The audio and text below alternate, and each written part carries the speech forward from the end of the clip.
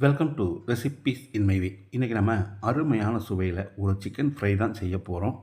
ரொம்ப சுலபமாக இதை எப்படி செய்கிறது, இதுக்கு தேவையான பொருட்கள் என்ன பார்க்கலாம் வாங்க.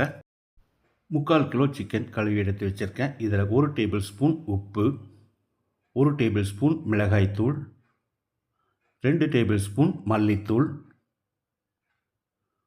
1 டீஸ்பூன் மிளகுத்தூள்,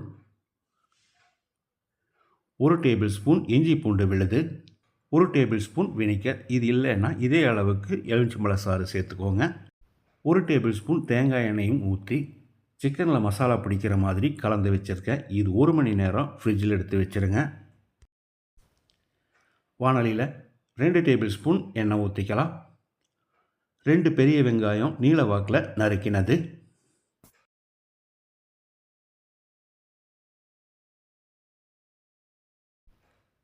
ஒரு கொத்து கருவேப்பிலை, 2 பச்சை மிளகாய் நீல வாக்கில் நறுக்கினது, 1 டீஸ்பூன் சோம்பு இடித்து வச்சுருக்கேன். இதையும் போட்டு வெங்காயத்தை கண்ணாடி பதத்துக்கு வதக்கினா மட்டும் போதும்.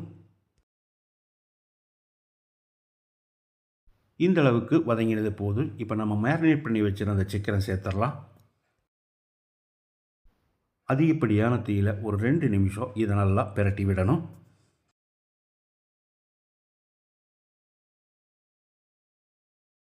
மேரினேட் பண்ணி வச்சுருந்த பாத்திரத்தை அலசி ஒரு 1/4 கப் அளவுக்கு தண்ணி ஊற்றிக்கலாம்.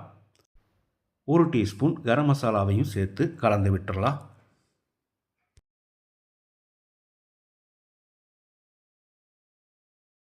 ஒரு 15 நிமிஷம் அளவான தீயிலேயே சிக்கன் வேகட்டும். இடையில அடிக்கடி கலந்து விடணும்.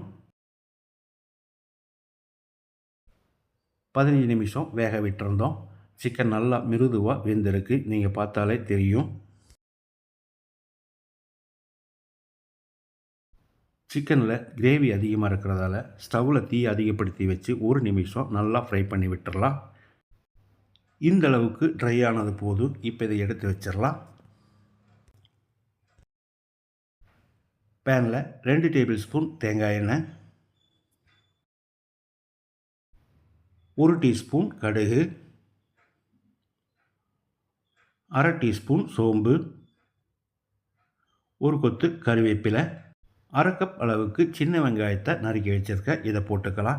1 டேபிள் ஸ்பூன் அளவுக்கு இஞ்சி இடித்தது, அதே அளவுக்கு பூண்டையும் இடித்து வச்சுருக்கேன். இந்த 2ஐயும் போட்டுக்கலாம்.